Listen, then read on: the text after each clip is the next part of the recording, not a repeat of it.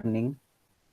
Di minggu kemarin kita udah belajar tentang machine learning, gimana cara implementasi machine learning dari perhitungan manual sampai dengan implementasi di studi kasus sederhana machine learning. Kali ini kita akan melanjutkan materi machine learning ke dalam deep learning. Sebelumnya, eh, saya mau perkenalkan diri dulu. Saya Hisbiel Gofari, angkatan 2017, sekarang semester 7. Kebetulan juga skripsi saya tentang deep learning, salah satu metode deep learning yaitu CNN, pengenalan bahasa isyarat ke dalam teks bahasa Indonesia. Em, Kalau keseharian saya sih sebenarnya nggak ngulik tentang data ataupun machine learning, itu biasanya sih cuma iseng. Kalau sehari-hari saya sih sebagai freelance programmer. Kalau mungkin pengalaman mengikuti pelatihan machine learning, big data. Kalau machine learning saya biasanya di coding. Big data kemarin saya sudah dapat sertifikasi dari Big Data AWS, itu DTS dari Kominfo, dan lain sebagainya.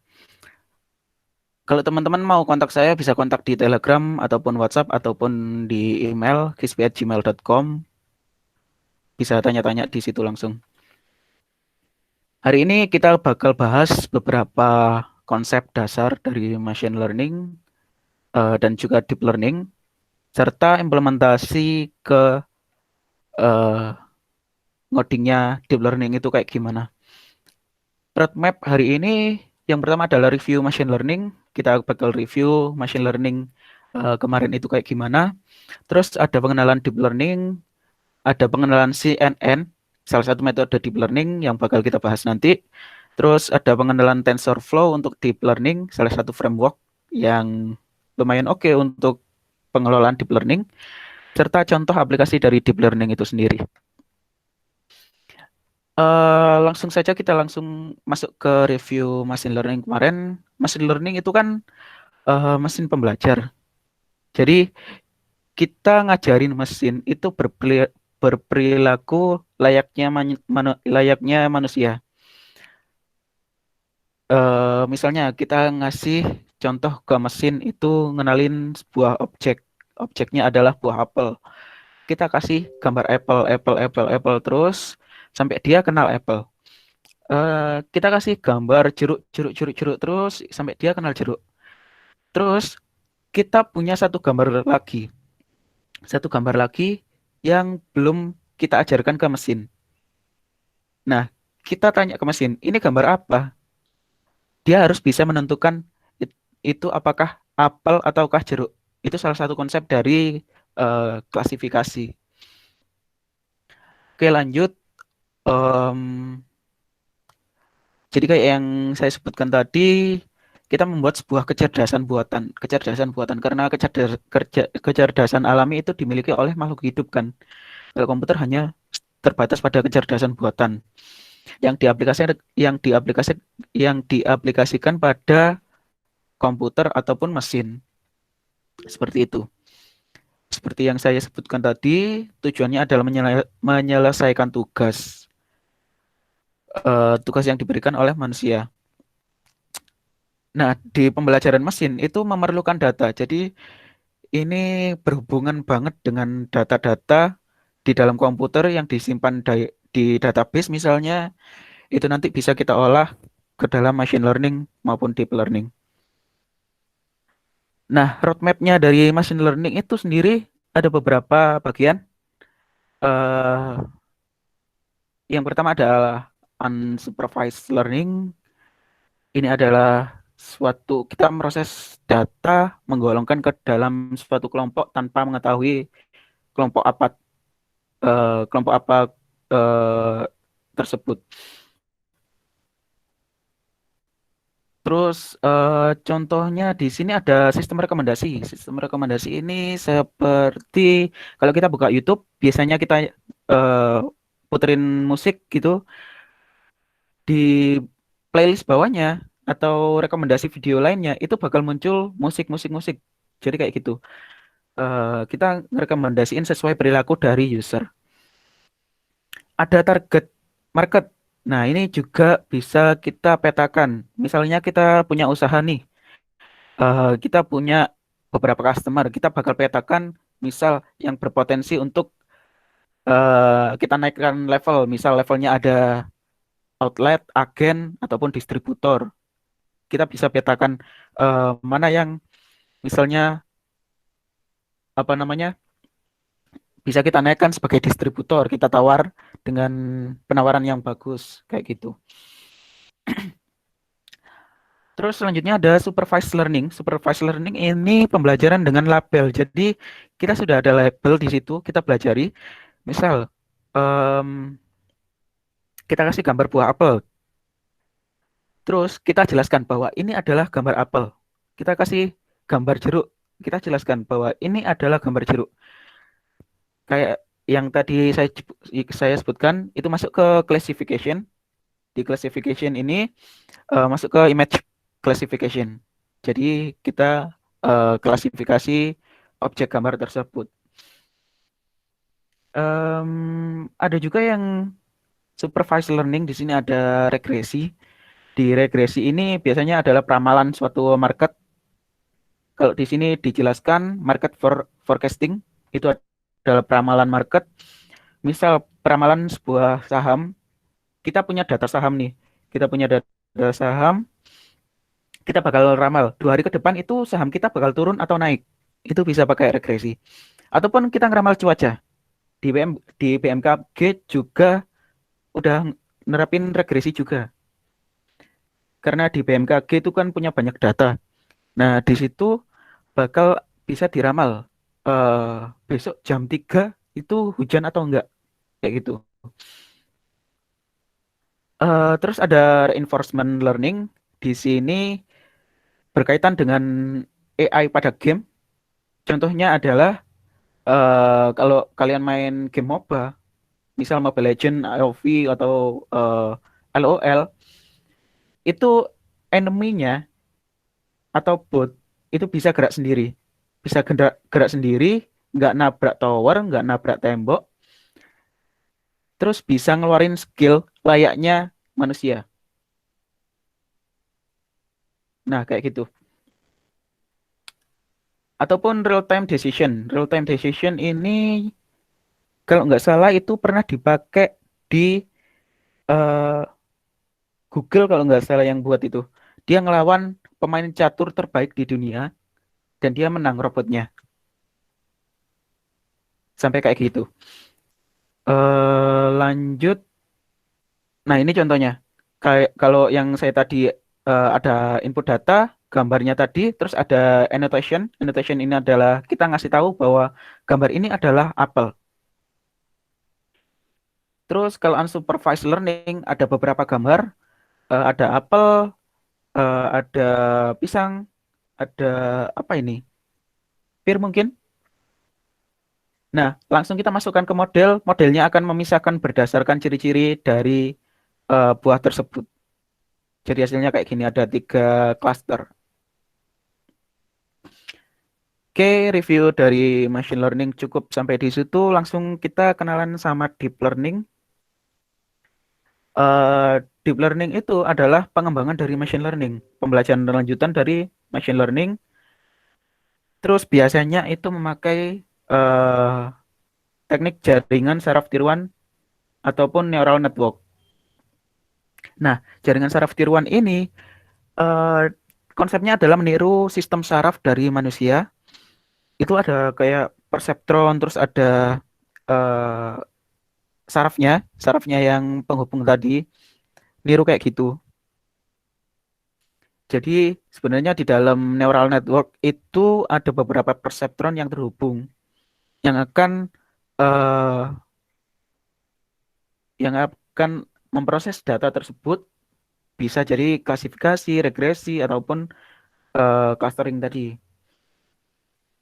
Nah, keunggulannya dari deep learning itu adalah bisa memproses data yang besar lebih cepat dan akurat. Kalau kita pakai machine learning mungkin eh, akan lebih lama prosesnya dan kita harus menyeting banyak apa namanya variabel di situ dan akurasinya kalau untuk data yang sangat besar machine learning biasanya kurang mampu. Jadi dan perbedaannya dari machine learning dan deep learning itu biasanya di machine learning itu kita harus mengekstrak fitur itu sendiri. Kalau di deep learning, kalau di deep learning itu ekstraksi fitur itu dilakukan dalam proses deep learning itu sendiri. Jadi otomatis. eh Deep learning itu memerlukan banyak data untuk mencapai hasil yang maksimal. Jadi kalau kita pakai deep learning sedikit, kemungkinan akan berpengaruh pada akurasi. Akurasinya nanti akan misalnya turun, tidak bisa maksimal. Jadi deep learning itu terkenal dengan haus akan data. Terus deep learning itu bisa dan baik digunakan untuk kasus learning yang sangat kompleks. Kalau kita punya kasus sederhana, kalau bisa dipecahkan dengan machine learning, kita nggak perlu pakai deep learning itu. Kayak gitu. Nah, oh ya ini double ya, berarti salah satu metode terbaru dari deep learning yang saya tahu itu adalah GAN. GAN ini eh kalau nggak salah ya, kepanjangannya adalah Generative Adversarial Network. Kalau nggak salah, salah satu contoh pengaplikasiannya itu bisa dibuka di link ini. Kita buka langsung aja.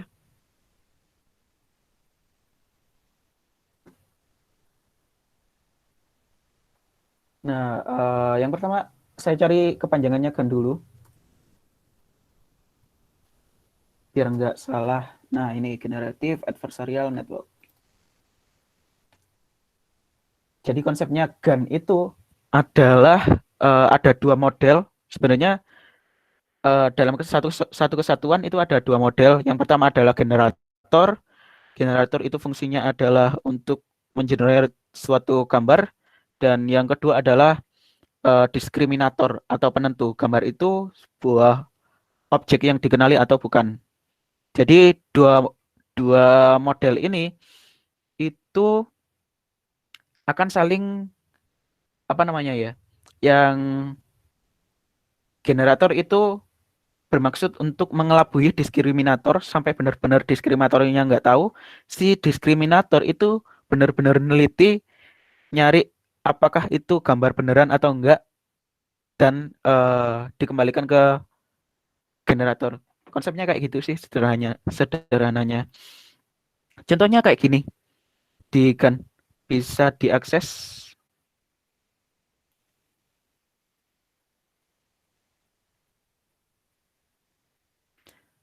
Saya kasih linknya di chat, itu bisa diakses. eh ada inputan sebuah gambar atau sketsa ini kita sebut sketsa. Kita apa namanya coret-coret biasa, kita proses, outputnya adalah sebuah gambar kucing. Gambar kucing beneran kayak kayak foto ya. Jadi misal tadi sudah saya download di sini kalau nggak salah. Coba kita clear dulu. Kita gambar coret-coret gini, proses. Nah, gambarnya kayak gini. Kita clear lagi.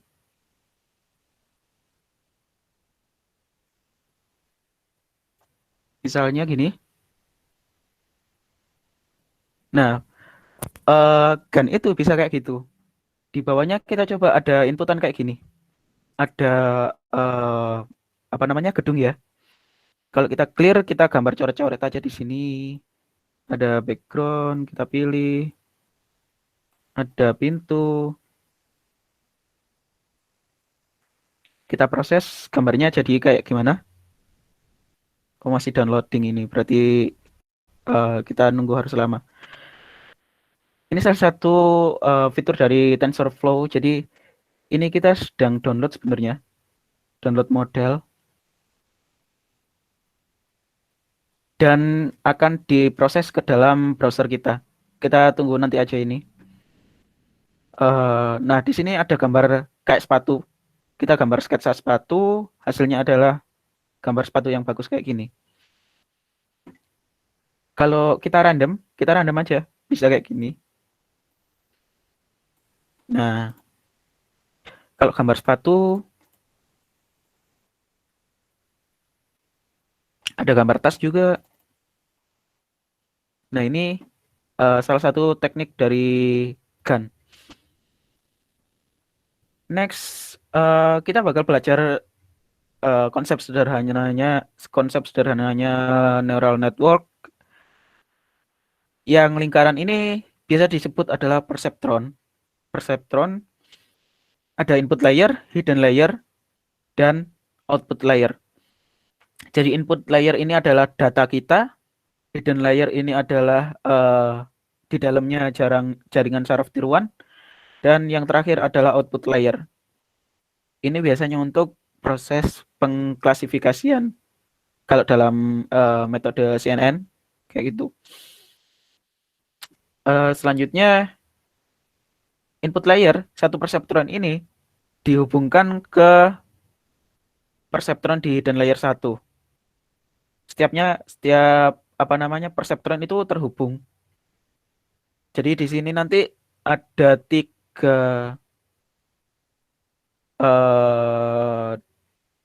tiga variabel kalau nggak salah.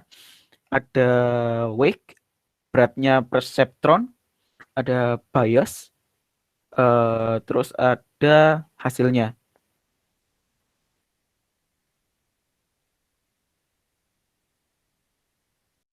Kita kalau mungkin ada yang minat pembelajaran lebih dalam tentang jaringan saraf tiruan ataupun deep learning, nanti bisa ngobrol. Mungkin ada meetup selanjutnya. Selanjutnya kita kenalan dengan CNN. CNN itu adalah kepanjangan dari Convolutional Neural Network. CNN ini adalah salah satu metode deep learning yang memproses ekstraksi fitur pada gambar.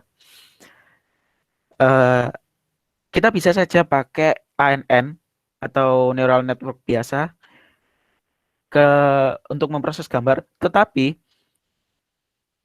kalau kita pakai ANN, itu kita akan memproses setiap pixel pada gambar. Jadi gambar itu kan terdiri dari kotak-kotak ya. Kotak itu disebut pixel. Kalau gambarnya ukuran 2000 kali 2000 berarti di situ ada 2000 kali 2000 pixel. Nah, eh, kalau kita masukin itu ke ANN bakal prosesnya itu sangat lama karena setiap pixel itu diproses. Nah, fungsinya CNN itu mengekstraksi fitur. Fitur ini adalah sebuah ciri dari gambar. Misalkan kita punya gambar, saya kasih contoh apa ya? Ada gambar kayak gini, ada gambar bangunan kayak gini. CNN itu akan mengekstraksi, mengenali sebuah objek jendela misalnya, ada objek pintu, itu dikenali sendiri, ada dinding, itu dikenali sendiri. Atau bahkan lebih detail itu per garis. Ada garis horizontal tebalnya segini, itu bisa dikenali. Lanjut.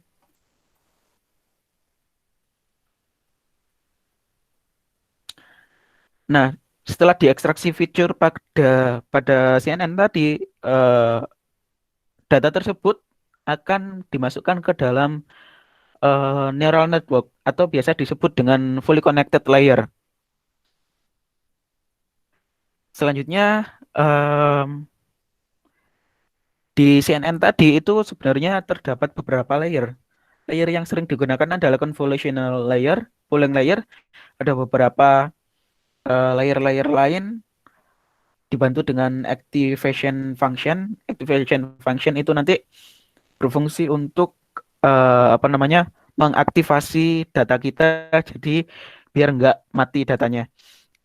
Maksudnya mati di sini adalah datanya itu stuck, jadi linear terus dan bikin modelnya tadi itu bingung. Biar nggak bingung, makanya kita kasih activation function. Nanti kita kenalan sama activation function. Nah, sebelum masuk ke fully connected layer tadi, eh, fitur dari ekstrak CNN itu harus di flatten. Flatten itu kan gambar terdiri dari dua dimensi kan biasanya. Ada X sama Y. Kalau flatten itu dijadikan dimensi satu, array satu dimensi ke bawah.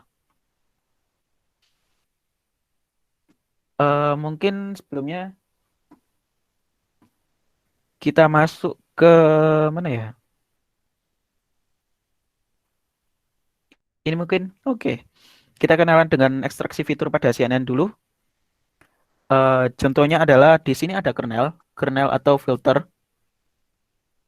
Ada filter horizontal. Nah, di sini bisa dicek yang minus itu yang atas, nol itu di tengah, dan 121 yang di bawah. Berarti kita ngecek yang bawah itu lebih tebal daripada yang atas pada sebuah garis horizontal. Terus ada garis vertikal di sini. Seperti yang bisa dilihat, yang paling kiri adalah minus, tengah nol, dan yang kanan plus. Berarti ekstraksi fiturnya di sini kita harus mengenali gambar vertikal yang horizontalnya, maaf, yang tebalnya itu di sebelah kanan, kayak gitu. Nah, di sini adalah proses konvolusi layer. Di konvolusi layer nanti itu ada beberapa parameter yang kita butuhkan. eh ada kernel size, ada ukuran kernelnya, kayak gini, misal 3x3, terus ada straight atau pergeseran, dan lain sebagainya. Nah, di sini bisa dilihat perkalian matriksnya. Di sini yang 5x5 ini adalah sebuah gambar kita, dan 3x3 ini adalah filter kita atau kernel tadi. Jadi kita kali 0 kali min 1, 0 kali min 2, 0 kali min 1, 25 kali 0, 75 kali 0, 75 kali 0. Terus 75 kali 1, 80 kali 2, 80 kali 1. Nah, nanti hasilnya bakal disum, bakal ditambah, dan hasilnya adalah 235. Nah, ini gambaran animasinya kayak gini.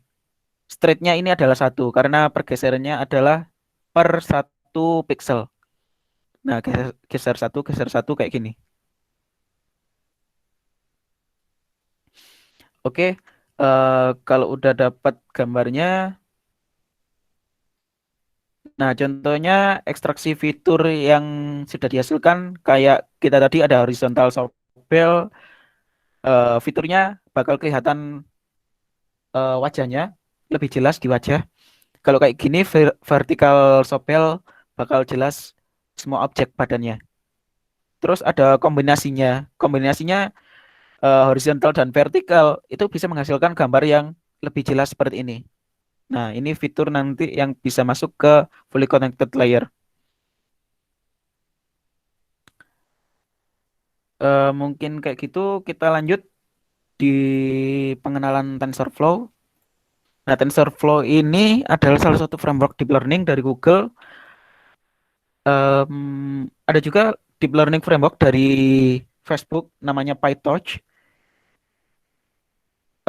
Mungkin saya pakai TensorFlow aja, nggak pakai PyTorch dalam pembelajaran kali ini.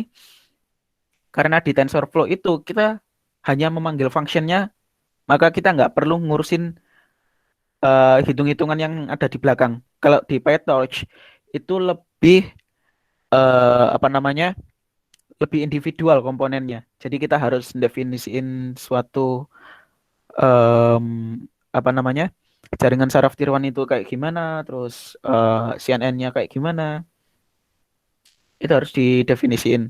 Jadi bisa dibilang PyTorch itu lebih manual daripada TensorFlow.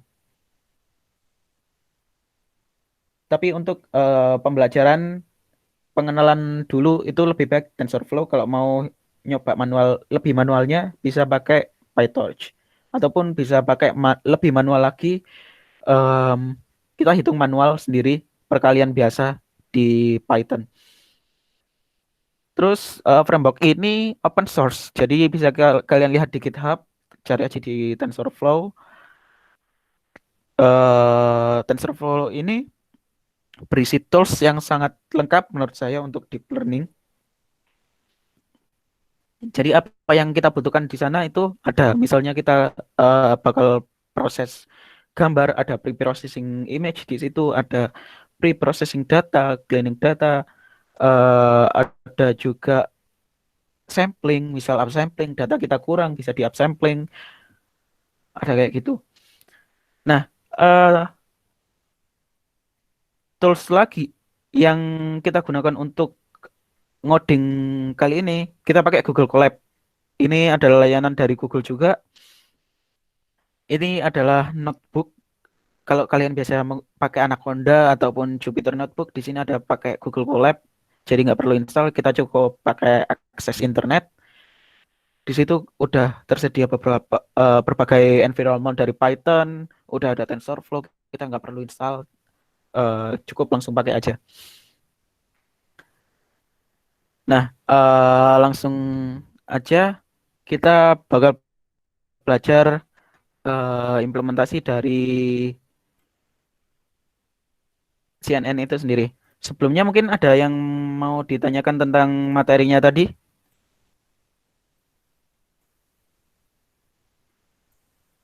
Silakan yang mau tanya.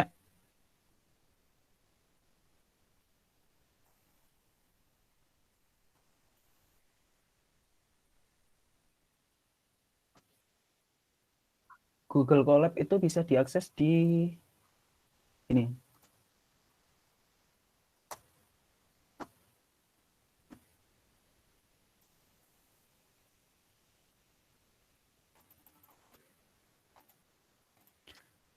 Oh ya, implementasi dari AI atau machine learning itu sendiri, salah satunya adalah em, ini yang saya buat di semester 6 kemarin. Ini adalah search engine, jadi mesin pencari em, yang menghasilkan hasil yang relevan menggunakan metode pembuatan kata TF-IDF. Kalau kita cari misal gini,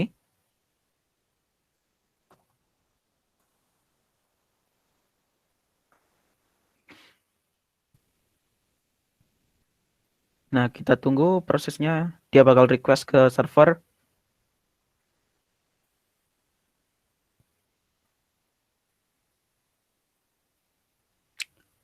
Mungkin ada yang ditanyakan? Oke,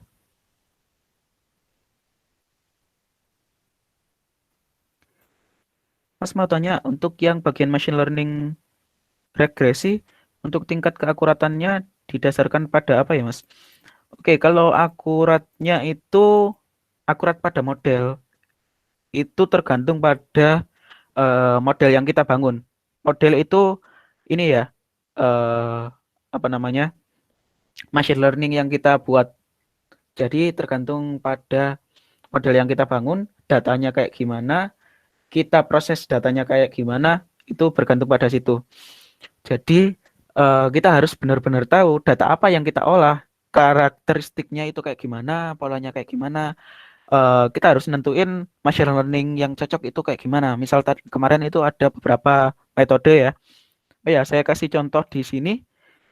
Ini adalah regresi linear yang seperti dipraktikkan oleh Mas Hilmi kemarin. Kita bisa pasang. Saya jelasin di sini studi kasusnya dulu. Ini adalah data tambang lempung di dua perusahaan em, di Jawa Timur.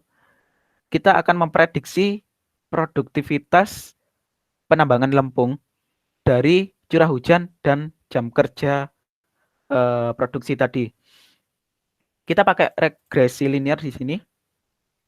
Itu kalau kita pasang parameter misal 82 di curah hujan, terus ada jam kerjanya misal 26, kita bisa memprediksi eh nah kayak gini. Ada segini. ada 30.206, 32.602. Nah, errornya itu segini. Jadi kemungkinan untuk saat ini karena datanya kurang, maka em, akurasinya itu juga akan berkurang keakuratannya. Terus kita coba metode lain, ada KNN. Nah, kita masukkan nilai K-nya 2 atau 3, kita prediksi lagi. Nah, errornya segini. Jadi, akurasi itu berdasarkan model yang kita bangun. Kita ngolahnya kayak gimana? Misalkannya ini adalah 9, kayak gini. Kita coba ada SVM, ada random forest. Nah, untuk mencari akurasi yang tertinggi, kita cari contohnya kita bisa klik tombol di sini nilai paling optimal untuk KNN dan random forest. Jadi di sini kita looping, kita nyari loss yang paling rendah dan akurasi yang paling tinggi. Kayak gitu. Teman-teman bisa nyoba di sini ya.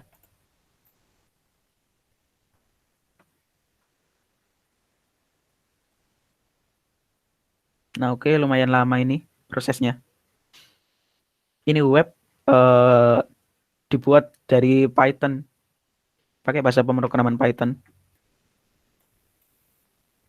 Oke, sambil kita tunggu, kita bahas yang tadi. Ada kisah hadis.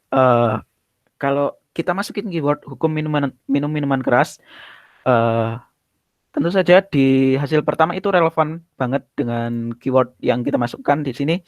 Ada gambaran minuman penghuni neraka. Nah, akurasinya adalah 63% akurat. Nah, contohnya kayak gini. Salah satu implementasi dari machine learning itu sendiri. Kayak gitu. Terus yang di sini kita tunggu aja. Kita bahas nanti atau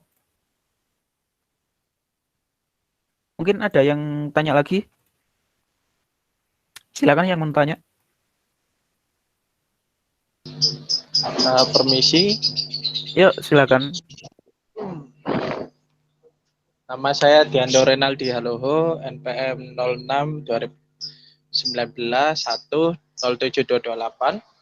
Saya ingin bertanya, kalau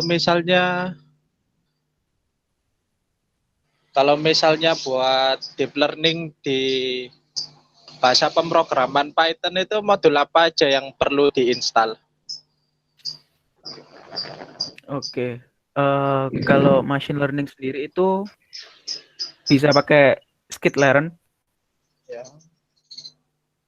Bisa pakai skitlearn. Ini untuk machine learning. Di sini ada beberapa fungsi yang sudah kita tinggal pakai aja di sini.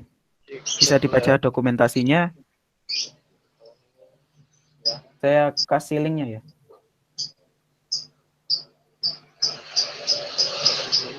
Nah, di situ sudah ada tutorial juga, ada example-nya juga, ada klasifikasi, regresi, dan juga clustering.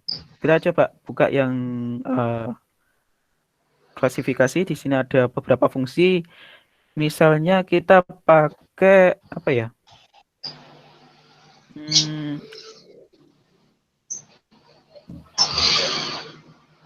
Ada KNN di sini, ada SGD. Kita bisa langsung pakai aja. The Naive Bayes, Decision Tree. Mungkin yang semester 5 di kecerdasan komputasional belajar Decision Tree ya. Itu cara manualnya. Kalau di sini kita langsung panggil functionnya. Kita buka aja Decision Tree klasifikasi. Oke. Nah, untuk klasifikasi Decision Tree, kita cukup panggil beberapa baris aja di sini. Contohnya, kita import dulu. Diimport dulu, kita definisikan X-nya. X-nya ini kan data kita ya. Terus Y-nya ini ground truth atau kelas sebenarnya aktualnya itu kayak gimana. Jadi kita kan tadi saya bilang ngajari, kita kasih input data, terus kita jelaskan data ini apa, kayak gitu. Nah, decision tree ini kita cukup panggil tree.decision tree classifier. Di sini langsung kita feed. Feed ini berarti kita training, kita ajarkan. Terus kita bakal bakal ngasih pertanyaan di sini pakai .predict. Kita kasih data baru. Data lama kan 00 sama 11. Terus 22 ini apa? Nah, kita tanya pada sebuah model tadi. Kayak gitu. Hasilnya ada nggak ya? Oh ini 1. Arraynya 1. Berarti 22 itu termasuk 1. Kayak gitu.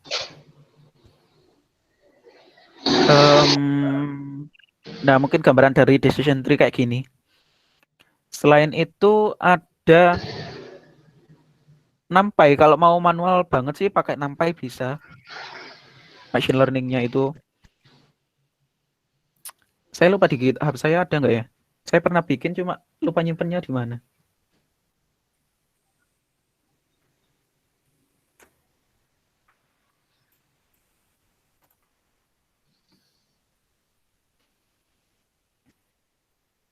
Oh iya, kalau mau belajar deep learning, saya bikin framework sendiri. Ada Keysoft Deep Learning Framework.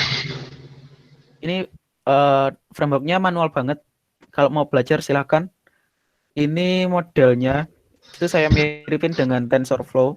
Jadi kayak gini. Bisa kita olah-olah sendiri. Kalau mau tahu dalamannya silahkan dibuka file-file ini. Ada layer, ada preprocessing, dan lain sebagainya. Tentunya pakai konsep object oriented. Kalau nggak gitu bakalan susah banget ini diterapin.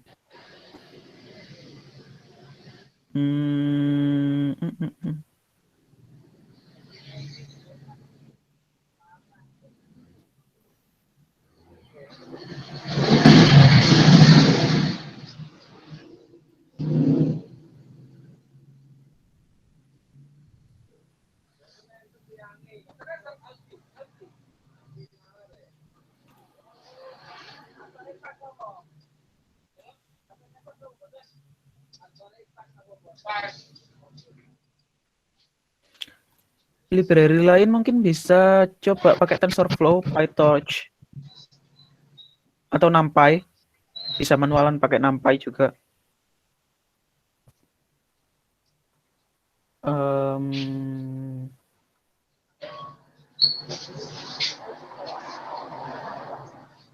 Nah, ini salah satu manual juga dari CNN. Ini untuk tugas akhir di semester 6 saya kemarin. Kita pakai kasus pengenalan angka dari gambar. Kita ngajarin komputer gimana ngenalin gambar 5 itu angka 5.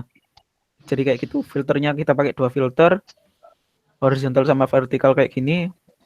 Codingan manualnya kayak gini, nanti kita bandingkan sama pakai TensorFlow kayak gimana ya. Nah, di sini bisa dilihat training loss-nya turun dan lumayan bagus sih. Dan bisa dilihat di sini bahwa kita ambil angka random, dan munculnya adalah angka 4, hasil prediksinya juga angka 4. Gambarnya seperti ini, seperti angka 4. Oke, jadi berarti akurasi yang kita dapat itu cukup bagus, 85%. Jadi model kita bisa mengenali gambar tersebut.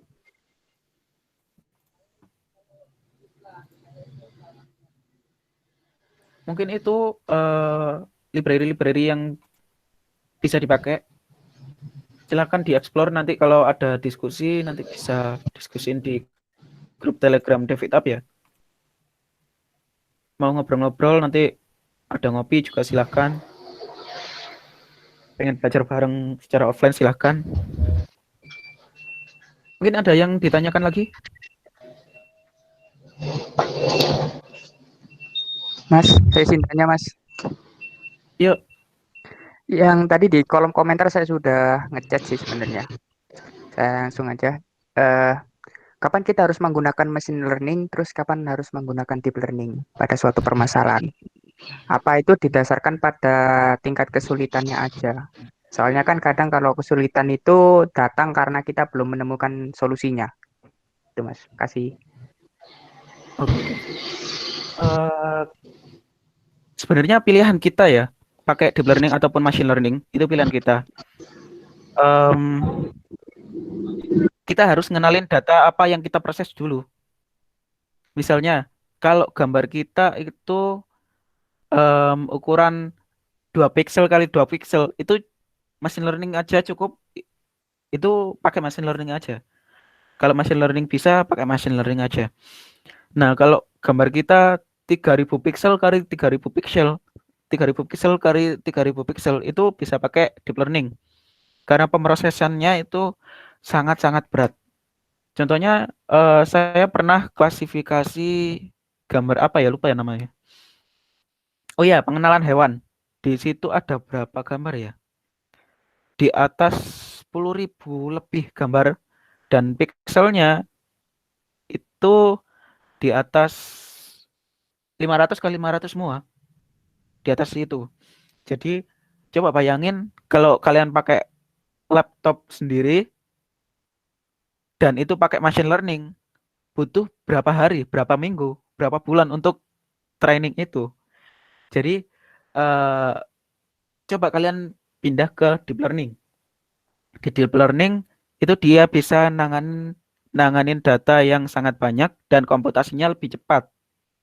Cost-nya kan lebih murah kan. Kita nggak perlu beli laptop yang mahal-mahal, kita cukup pakai laptop yang biasa dan kita nunggu proses deep learning itu selesai. Jadi dari ada beberapa permasalahan yang kita tentuin mau pakai machine learning ataupun deep learning dari data itu sendiri, dari apa namanya arsitektur atau metode dari deep learning ataupun machine learningnya, kayak gitu. Mungkin ada yang ditanyakan lagi?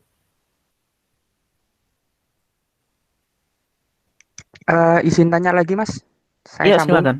Terus berarti kan dari metodenya deep learning sendiri yang membedakan ya, dia itu lebih cepat daripada machine learning. Iya, dari metodenya sendiri itu deep learning lebih kompleks dan kita nggak bisa apa ya namanya ya, nggak bisa benar-benar memperkirakan di dalam deep learning itu kayak gimana, itu nggak bisa. Jadi kalau saya lihat sih di dalam neural network-nya itu sendiri, jaringan saraf tiruan sendiri itu random.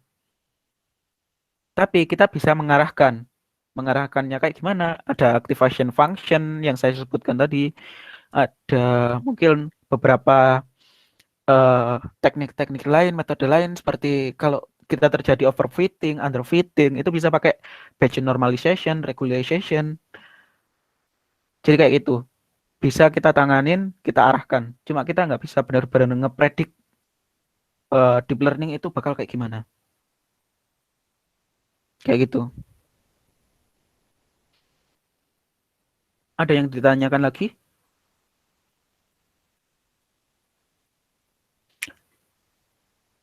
Oh ya, kalau mau pakai machine learning itu ada yang namanya deepfake. Deepfake, mungkin teman-teman udah tahu ya, deepfake. Ini kemarin saya tertarik sih, sebenarnya mau saya angkat eh di skripsi, cuma terlalu ini, terlalu lama. Saya belajarnya, ya saya nggak jadi. Jadi em, deepfake ini kita bakal apa namanya? Ada teknik namanya swap face. Jadi kita crop yang wajahnya kita pasang di tempat lain. Contohnya mana ya? Nah, kayak gini. Lah, inputnya adalah orang ini sama wajah orang ini, yang kiri dan yang kanan. Hasilnya ketika dilakukan eh, face clone tadi, face swap, hasilnya kayak gini. Jadi dari input gambar yang diem kayak gini, mengikuti pola wajah orang yang sebelah kiri ini. Itu salah satu deepfake. deepfake ini kalau kalian cari di YouTube ada yang Obama ini. Obama ini sebenarnya dari beberapa videonya Obama pidato itu di training. Terus ada orang baru itu dia ngomong sesuatu. Dia ngerekam videonya sendiri ngomong sesuatu dan eh nah contohnya kayak gini. Yang kanan ini kan orangnya, dia ngomong. Nah, si Obama ini ngikutin. Padahal Obama nggak pernah ngerekam video kayak gini. Itu ada deepfake. Kasus untuk manfaatnya sendiri, misalkan kita ada tokoh yang terkenal. Tokoh tersebut udah nggak ada, misalnya meninggal dunia ya. Kita bisa kumpulin nih video-videonya. Kita kumpulin video-videonya, kita training, kita rekam wajah kita sendiri. Nah, kita apa namanya? Hasilin video baru yang gambarnya adalah orang yang meninggal tadi, cuma eh, dari proses yang kita buat. Jadi implementasinya deepfake kayak gitu. Ada banyak sih implementasi yang keren-keren dari deep learning itu. Silakan kalian cari atau mungkin bisa di YouTube cari 5 minutes paper. Itu bahas paper-paper yang keren. Coba aja di subscribe channelnya. Ya kita balik di sini. Kita nemuin error terkecil dari KNN-nya sama dengan 1 dengan error segini. Dan random forest deep-nya adalah 6, random state-nya adalah 7, errornya segini. Jadi kayak gitu. Kita harus nyari error terkecil. Berkaitan dengan pertanyaan tadi, kalau kita pakai machine learning, errornya kok besar? Kita udah coba berbagai metode dari machine learning, kok errornya besar? Kita coba pakai deep learning. Kalau errornya itu lebih kecil, maka kita implementasikan deep learning aja. Kalau errornya lebih besar, kita jangan pakai deep learning. Nah, salah satu keunggulannya deep learning juga itu kita bisa retrain lagi. Jadi kan neural network tadi itu terdiri dari weight dan bias. Weight dan bias ini kita save, kita training ulang dengan gambar baru. Jadi bisa lebih real time datanya. Kayak gitu. Ada yang mau ditanyakan lagi sebelum masuk ke demo program?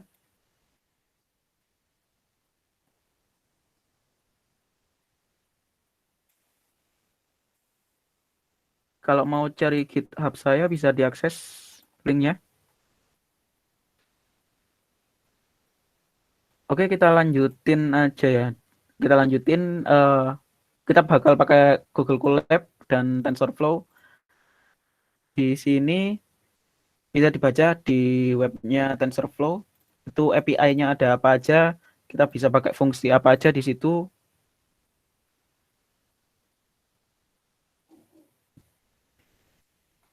Nah, oh ya, saya copy linknya bisa biar teman-teman bisa nyoba sendiri. Bisa langsung diakses saja. Jadi di sini yang pertama kita buat sebuah folder data.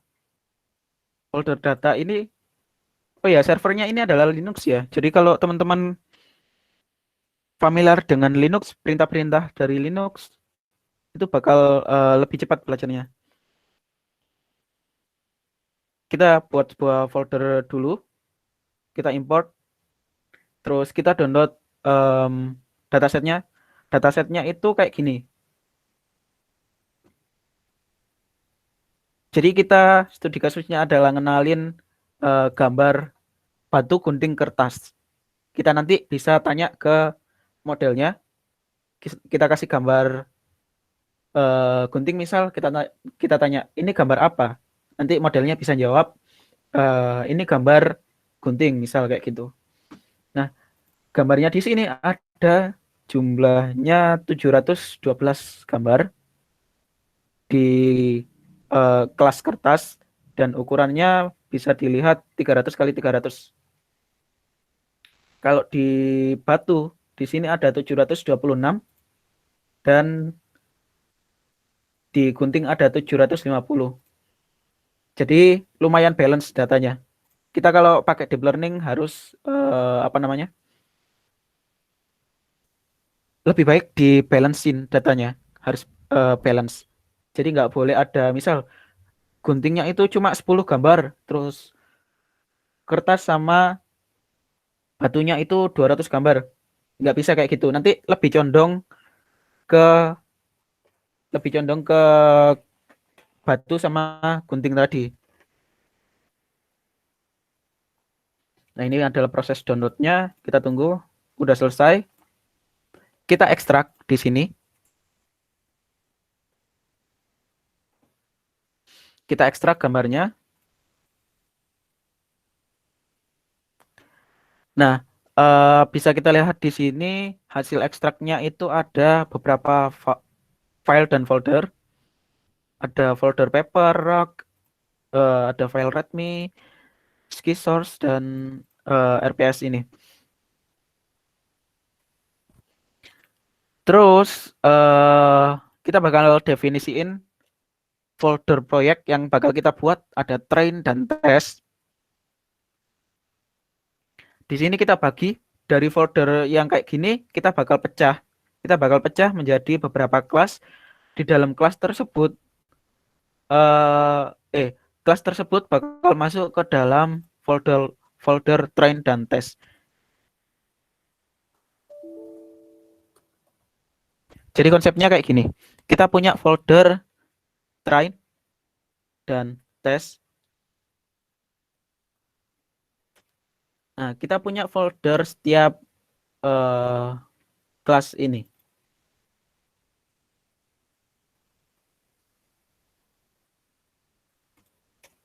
Nah, kayak gini. Data yang banyak tadi itu kita bagi 25% itu adalah test dan sisanya adalah train. Pembagiannya terserah kalian sih. Biasanya ada yang 20, ada 25, ada 30, 40. Terserah kalian. Kita proses di sini.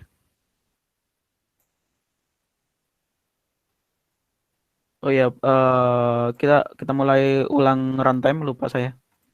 Biar clean semua datanya. Kita run ulang dari atas.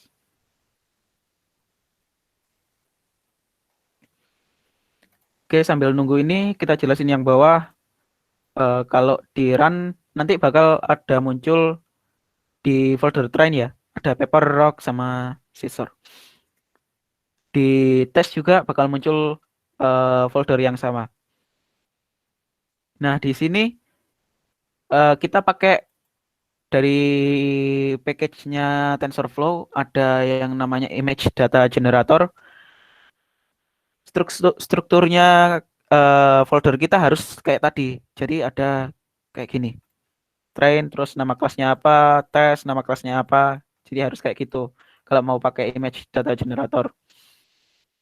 Di sini kita lakukan pre-processing. Kita import dulu package-nya. Kita definisiin training data generatornya. Kita rescale.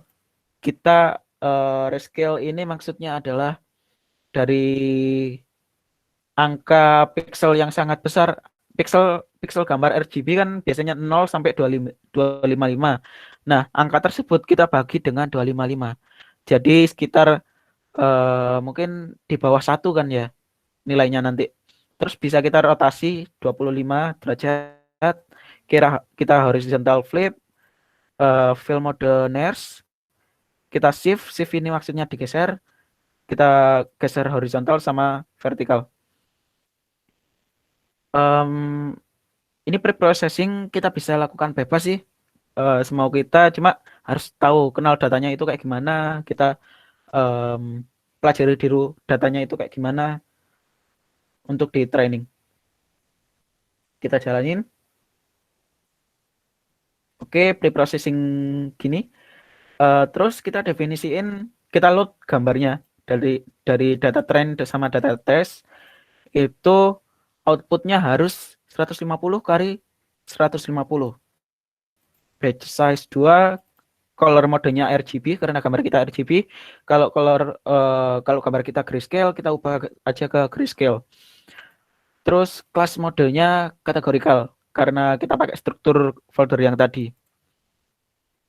Kita proses di sini. Di train itu ada 1640 gambar dibagi ke dalam 3 kelas. Di tes ada 540 gambar dibagi dalam 3 kelas. Jadi kayak gitu. Terus di sini kita buat modelnya, kita definisiin modelnya. Kita mau bikin model yang kayak gimana.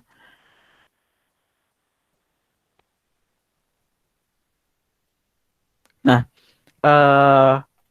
yang saya blok ini adalah bagian dari CNN-nya atau ekstraksi fiturnya. Di sini kita pakai konvolusi layer 2D. Ada filter 32 jumlahnya yang saya sebutkan filter horizontal sama filter vertikal tadi ada 32. Terus kernel size-nya ukuran filternya tadi adalah 3x3. Terus ada activation value. Value ini ketika hasil perkalian dari filter sama input data tadi itu di bawah 0, maka jadikan 0. Jadi hasilnya angka negatif tadi itu jadi 0. Hasilnya cuma 0 dan angka positif aja. Terus input shape-nya ada sesuai gambarnya tadi ya. Harus sesuai dimensinya 150 kali 150 dengan angka 3 atau 3 channel RGB. Kalau kita pakai grayscale, kita isi satu aja bisa. Terus padding same. Ini jadi kita kalau gambar kita misal 200 kali 300 itu kita kasih sampingnya itu pixel kosong, angka kosong. Jadi nggak terlalu pengaruh namanya padding. Fungsinya adalah untuk mengkonvolusi seluruh data di dalam image. Kayak gitu. Pergeserannya atau streetnya satu, kernel initializer ini adalah kita definisiin apa namanya dari kernel tadi itu awalannya berapa, kita pakai varian scaling. Terus selanjutnya masuk ke dalam max pooling. Kita pooling, gambarnya kita kecilin fiturnya. Full size-nya 2x2, straight-nya pergeserannya 2x2. Kita ulang lagi dengan ukuran filter 64, activation value, kernel size 3x3, dan poolingnya 2x2. Selanjutnya kita flatten. Kita flatten tadi, itu gambarnya kita jadikan gambar satu dimensi. Yang awalnya 2 dimensi kali 3, karena ada 3 channel kan. Berarti 3 dimensi di situ. Kita jadiin satu dimensi. Nah, di sini dense. Dense ini adalah jaringan saraf tiruannya. Jaringan saraf tiruannya kita isi dengan 512 neuron, aktivasi relu, dan output layernya itu dense juga dengan 3. 3 ini didapatkan dari jumlah kelas yang kita buat. Di sini ada 3 dan kita harus isi di sini 3. Activation-nya kita pakai softmax.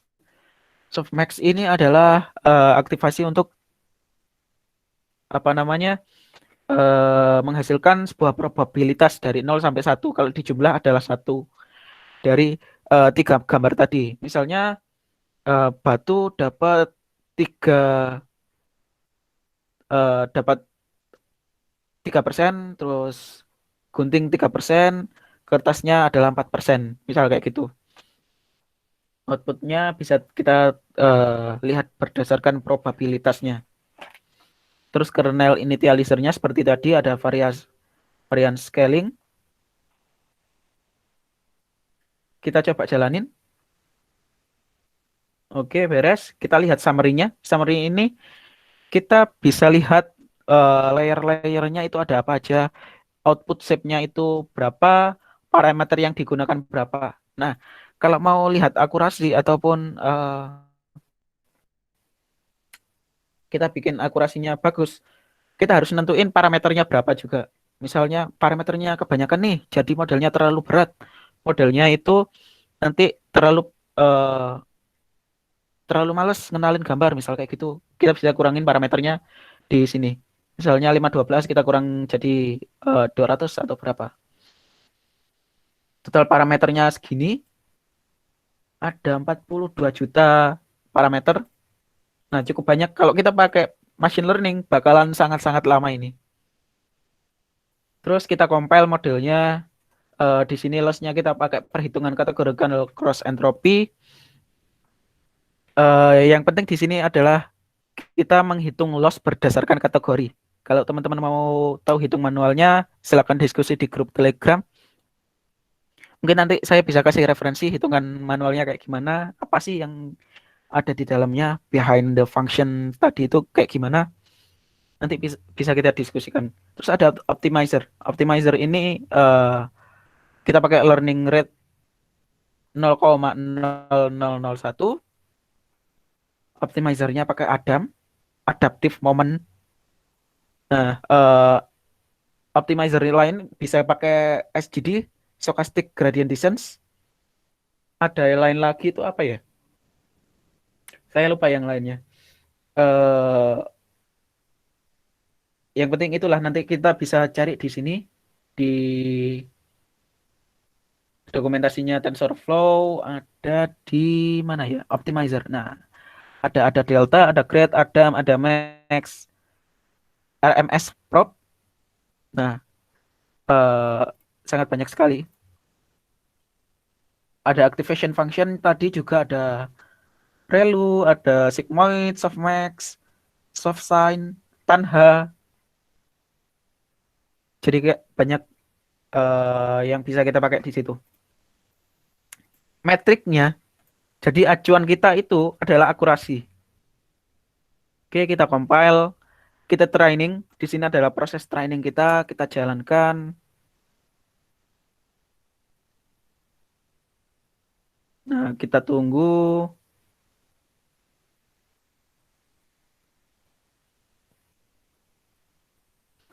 Kita tunggu prosesnya. Di sini ada training generator tadi kita masukkan. Terus ada 7 epochnya. Epoch itu adalah berapa kali kita ulang ngajarin ke model tadi. Kan ada 100 gambar nih.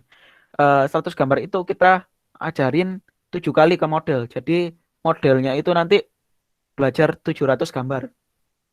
Dengan 100 gambar yang sama. Kayak gitu.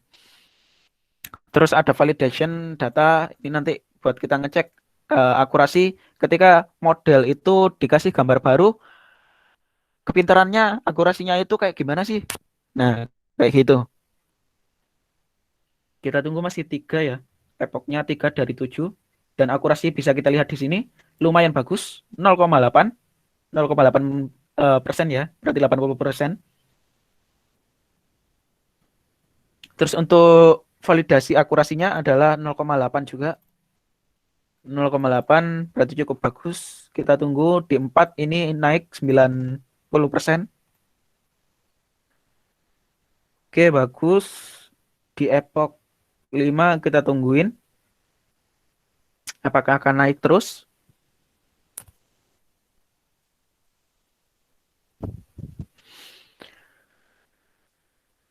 Oh ya, mungkin cerita sedikit ya. Saya belajar di machine learning atau deep learning itu mulai dari semester 4. Semester 4 itu dikasih tahu di David Up juga ada workshop.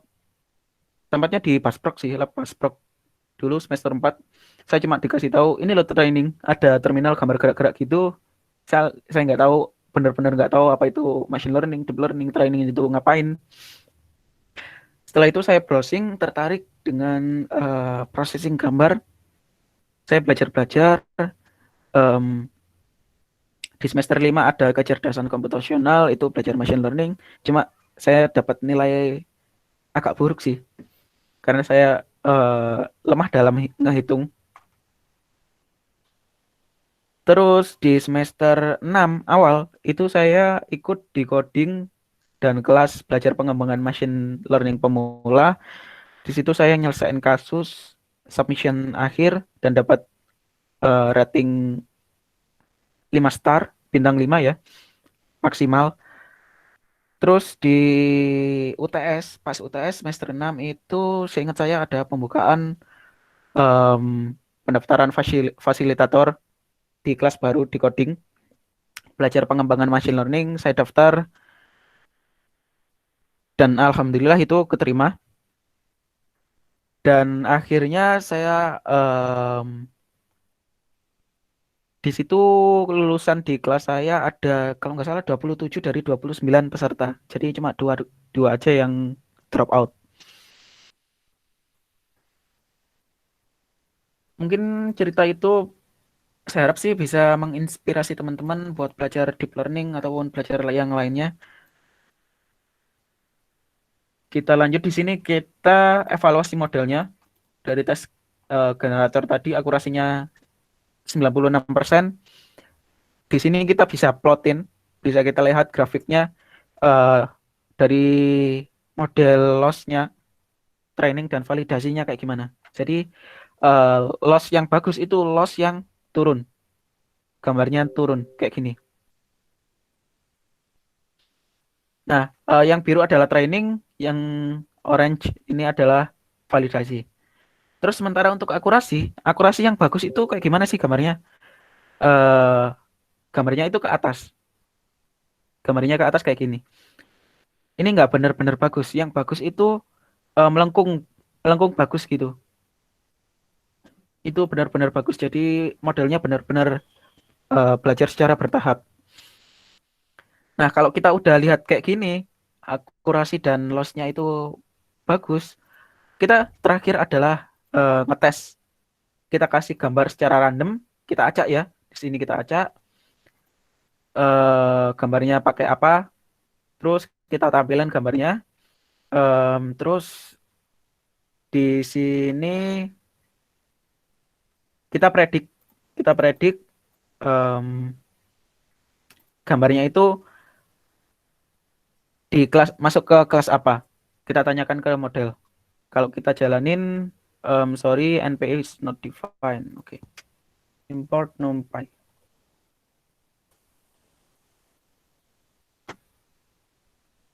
Nah, hasilnya kayak gini. Oke, kita punya gambar input kayak gini. Gambarnya kayak gini. Sebagai manusia kita tahu dong ini adalah gambar batu gunting kertas dalam kelas gunting. Nah, prediksi dari model itu adalah ini, seksiar. Nah, modelnya itu tahu bahwa apa namanya kelasnya itu adalah gunting. Coba kita tanya lagi ke model. Nah, kebetulan gambarnya adalah batu dan hasilnya adalah batu. Kayak gitu. Mungkin sampai sini ada yang ditanyakan.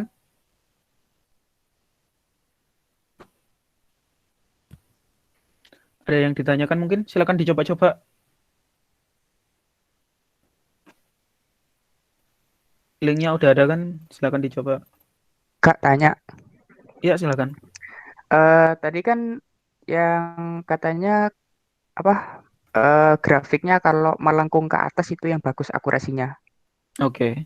Ya, itu kan katanya berdasarkan modelnya kalau apa namanya modelnya bagus itu nanti bisa melengkung. Nah, itu kalau harus melengkung gitu parameternya apa aja yang harus dibagusin, dibenerin? Oke. Apa dari Em, metodenya kah atau dari fotonya yang kurang bagus atau gimana? oke, oke. Terima kasih. Kalau di deep learning itu parameter yang kita ubah itu banyak sekali. Kalau mau akurasinya bagus, modelnya bagus. Di sini ada arsitektur dari modelnya. Kita bisa ubah parameternya. Misal filternya kita ubah jadi 64 gini, itu bisa. Kita cek aja. Kita ubah-ubah di sini. Kita cek lagi. Kita jalankan training. Kita coba cek. Oh, ini kurang akurasinya kurang bagus. Misal kayak gitu. Kita ubah lagi di sini. Kita tambahin flatten juga. Kita tambahin dense. Misal em, 256 misal kayak gini. Itu bisa. Terus dari sebelumnya dari pre-processing itu juga berpengaruh. Karena pre-processing ini kan eh, fitur-fitur sebelum model, sebelum model, sebelum neural network itu kita harus ekstraksi fitur dulu. Nah, fitur yang masuk ke dalam neural network itu juga berpengaruh ke dalam akurasinya.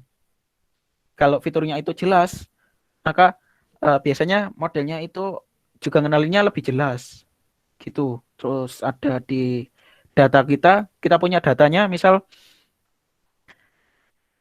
kita punya data foto gambar batu gunting kertas di pencahayaan yang redup, misal kita tes dengan gambar yang batu gunting kertas di pencahayaan yang bagus, itu bakal beda hasilnya.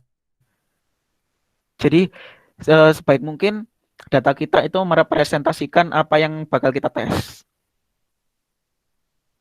Kayak gitu. Mungkin menjawab. Silakan kalau ada yang mau ditanyakan lagi. Oh, saya tambahin lagi, Mbak. Tadi Silakan. Kak, katanya tadi yang ditambahi apa? Dance-nya tadi Mm-mm. itu untuk apa ya? Kok soalnya kok dua terus habis itu tambah satu lagi. Kalau ditambah banyak itu nanti efeknya kemana? Itu untuk Oke. apa sih? Eh, Dance itu sebenarnya jaringan saraf tiruannya. Nah, di situ adalah model yang kita nge-trainingnya. Em, Kalau di neural network yang bikin pinter itu sebenarnya nilai-nilai dari wake atau wake dan biasnya. Nah, nilai itu kita simpen dan kita apa namanya? Kita gunakan lagi nanti. Nah, dance ini adalah layer-layer yang mungkin kalau di PPT tadi kayak gini. Ada hidden layer satu, hidden layer 2 ini dance. Lah jumlah lingkarannya ke bawah ini adalah perseptron tadi di dance ini. Kayak gitu. Jadi kalau semakin banyak seharusnya dia lebih pintar dengan banyak data. Kalau datanya sedikit kita bisa pakai dance yang sedikit dan perseptron sedikit itu bisa. Kalau semakin banyak perseptron, processing training kita itu juga bakal sangat lama. Jadi kita bisa sesuaikan aja. Kalau data kita sedikit, bisa kita pakai jaringan saraf arsitektur yang sedikit. Kalau data kita banyak, butuh kepintaran lebih. Jadi kita bisa pakai arsitektur yang banyak kayak gini. Kayak gitu. Ada yang ditanyakan lagi mungkin?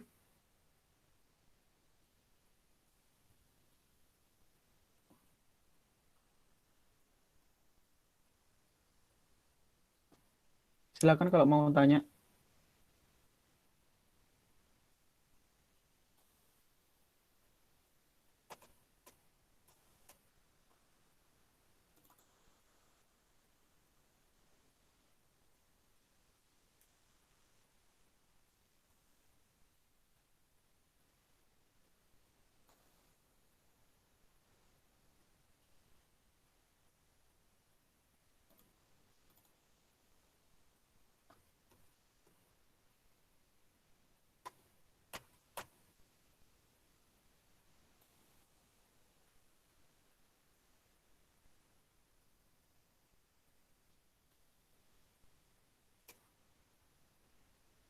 Kalau mau tanya silakan.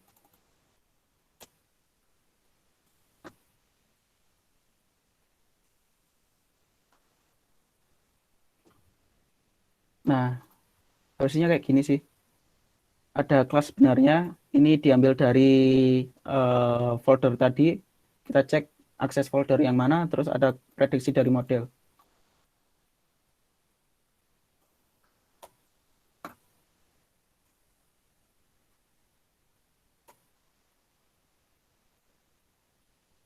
Nah, akurasinya cukup bagus dan tepat terus ya. Nggak ada yang meleset.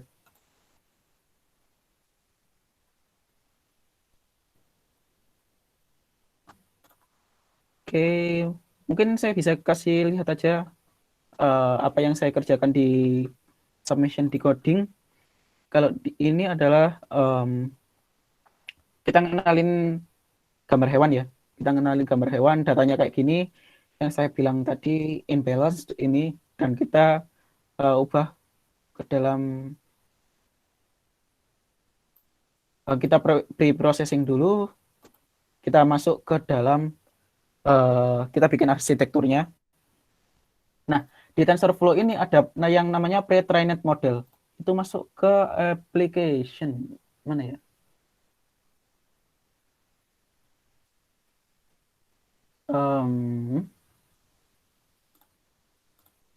Keras.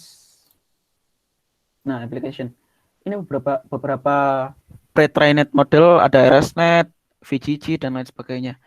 Apa itu pre-trained model? Yang saya bilang tadi ada wake dan bias itu disimpankan. Nah, ini yang kita bagikan ke orang-orang. Jadi misal VGG ini, VGG 16 itu dia ngetrain gambar-gambar, misalnya apa ya? Dia ngetrain misal gambar orang, gambar mobil, dan gambar lainnya. Itu ditrain dan disimpan, di-share ke orang-orang. Jadi teman-teman nggak apa namanya nggak ngetrain dari awal. Gambar yang ditrain oleh VGG itu benar-benar sangat banyak. Jadi kita nggak perlu ngetrain ulang dari awal. Kita cukup pakai VGG di sini, di TensorFlow udah ada. Nah, hasilnya ini sebenarnya jelek sih kalau kayak gini. Ini nggak jelas, kan harusnya melengkung bagus gitu. Nah, kita bisa mengenali hewan ini. Ada lagi kalau di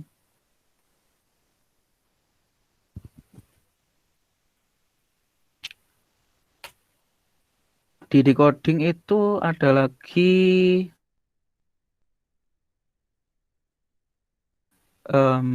submission satunya itu apa ini? Oh ya, ini text mining.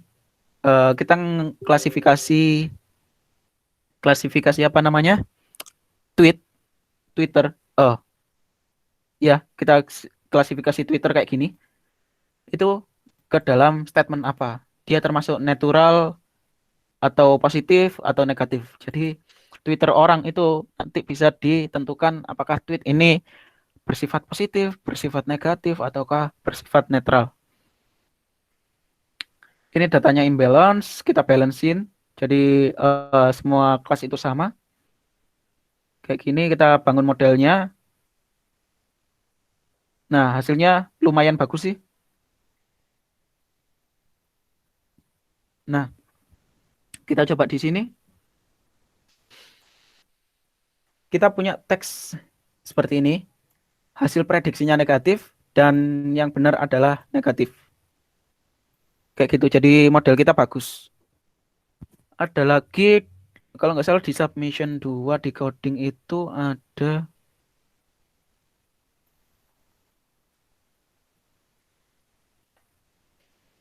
di submission 2 ini ada peramalan data, forecasting. Forecasting ini saya nyari data dari apa ini? Airlines kalau nggak salah. Iya, dari bandara itu ada data, ada wind speed sama depth-nya. Wind speed ini kan kecepatan anginnya kita prediksi. Nah, grafiknya kayak gini. Terus ini kita bagi data train sama data test. Kita training pakai LSTM ya.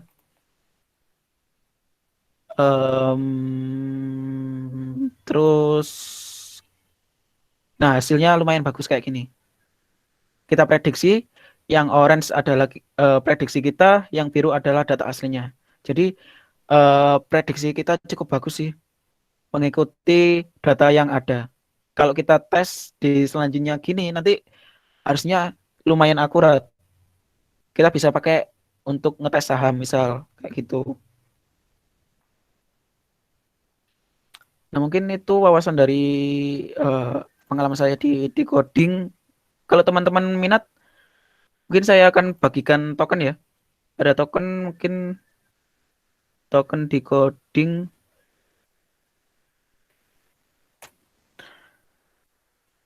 Nanti bakal saya bikinkan form. Ada beberapa kelas di decoding ini. Silakan dipelajari. Ada learning pad, Android, iOS, dan lain sebagainya. Ada machine learning. Kalau teman-teman lihat biaya langganannya di sini lumayan ya, 30 hari ada 1,5 juta.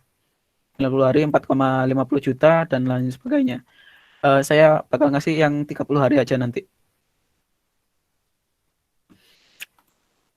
Mungkin formnya nanti bisa saya bagikan di ini, di grup. Nanti saya bagikan, silakan diisi. Nanti bakal ada seleksi yang satu terbaik bakal saya kasih tokennya. Kayak gitu. Mungkin teman-teman ada yang ditanyakan? Silakan yang mau tanya.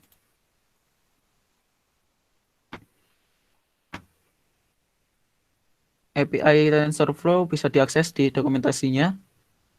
Ada banyak sekali di sini. Fungsi-fungsi yang langsung bisa kita pakai. Implementasi ini juga pakai TensorFlow ya, yang ini tadi. Nah, hasil gambarnya kan tadi kayak gini. Saya gambar nggak jelas kayak gini, hasilnya gini.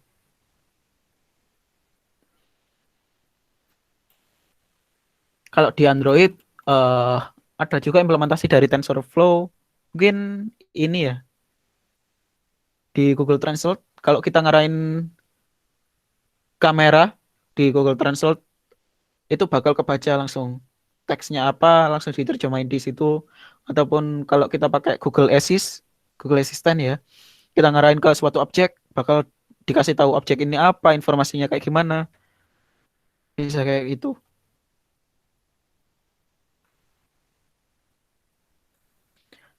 Silakan yang mau tanya.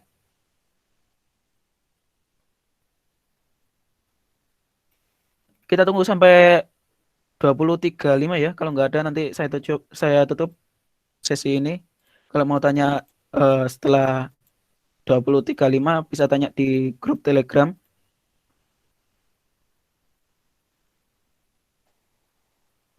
Silahkan yang nggak paham apa bisa ditanyakan. Mau belajar machine learning kayak gimana bisa ditanyakan. Kak, izin tanya, Silakan. kira-kira penerapan deep learning untuk ke jaringan gimana ya? Apa kakaknya pernah nyoba? Atau mungkin ada apa kayak suatu studi kasus lain mungkin bisa dijelasin di sini pakai metode apa gitu aja. Terima kasih Kak. Oke. Saya pernah tahu dari salah satu senior itu dia ngambil penjurusan jaringan, tapi dia masukin metode AI di situ. eh Mungkin bisa dipakai metode AI-nya itu kalau deployment-nya deployment-nya itu kan harus ngurusin infrastruktur di server ya. Dan di klien itu kayak gimana? Contohnya kayak aplikasi tadi, aplikasi yang saya buat. Nah, ini sebenarnya di belakangnya itu ada server ataupun di aplikasi hadis ya tadi itu juga ada server. Ini kan di depannya pakai React.js. Nah, sebenarnya dia request ke server itu misal em, nah, ini dia nge-get ke server. Servernya mana? Servernya itu ada di Heroku ini alamatnya. Dia nge-query dan kalau ada balasan dia ngembaliin. Nah, itu kan termasuk ke dalam segmennya jaringan sebenarnya. Gimana kita akses servernya, ngurusin infrastrukturnya, itu bisa ke jaringan. Terus kalau machine learning di AWS itu sebenarnya sudah ada eh, infrastrukturnya juga. Kita langsung pakai aja itu bisa. Kalau di IoT itu bisa. Contohnya em, kalau kita lihat di Surabaya itu kan ada CCTV toh. Nah, kita bisa pasang kamera di situ kita kirim ke server videonya, kita proses di situ. Kita bakal nyariin platnya tadi, kita bakal baca platnya berapa, itu bisa kita cari di database informasinya tadi, pemiliknya siapa, terus alamatnya di mana, kayak gitu. Jadi infrastruktur IoT-nya itu bisa diurus oleh anak-anak jaringan. AI-nya bisa diurus oleh anak-anak AI. Mungkin bikin aplikasi adminnya itu bisa diurus sama anak-anak RPL. Jadi kayak gitu. Kalau kalian mau skripsi, bisa digabungin tadi. Penjurusan AI, RPL, sama jaringan. Bisa digabung jadi satu. Implementasi lainnya apa ya? Em, mungkin konsepnya sama kayak tadi. Cuma sekarang adalah deteksi masker atau enggak. Kalau ada, kita pasang CCTV nih di suatu gedung, kita deteksi orang itu pakai masker atau enggak. Kalau enggak pakai masker, nanti bisa otomatis pintunya enggak kebuka, kayak gitu. Nah, itu kan perlu infrastruktur jaringan. Mungkin menjawab. Terima kasih pertanyaannya. Teman-teman, kayak gimana? Mungkin ada pertanyaan lagi? Terakhir mungkin? Saya mau tanya, halo, dengar? Silakan.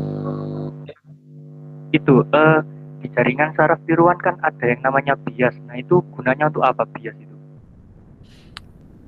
Oke, di jaringan saraf tiruan itu kan konsepnya perkalian antara input data dikali dengan wake dan ditambah dengan bias.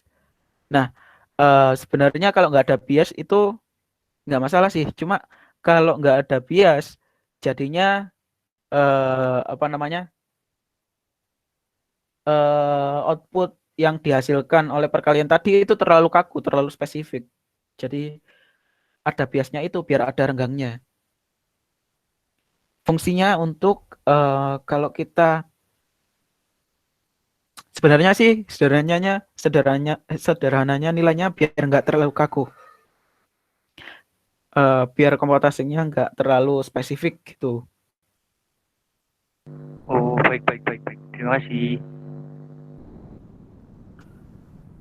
Oke, kalau ada pertanyaan lagi silakan ya. Kak, saya nimpali lagi ya, Kak, pertanyaannya. Silakan. Tadi kan katanya terlalu kaku atau terlalu spesifik. Kenapa emang Pak kalau terlalu spesifik? Bukannya kalau terlalu spesifik nanti hasilnya malah jadi bagus ya? Malah Oke, jadi oke. makasih. Dalam proses belajar itu kan di manusia sendiri itu kan nggak boleh kaku kan ya. Kalau kalian diajari A, eh, jawabannya harus A.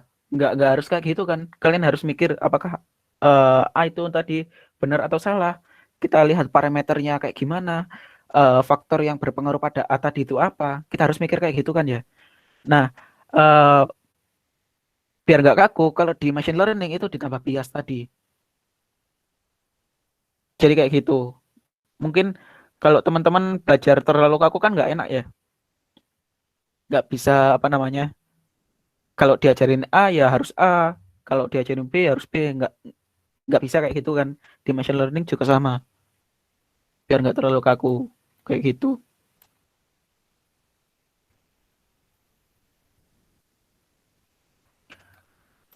Mungkin menjawab.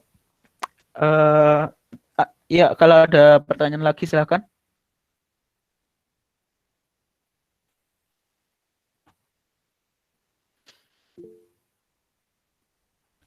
Oh ya, teman-teman silakan diisi ya kritik sarannya. Di kolom chat ada, di screen saya juga ada. Silakan diisi.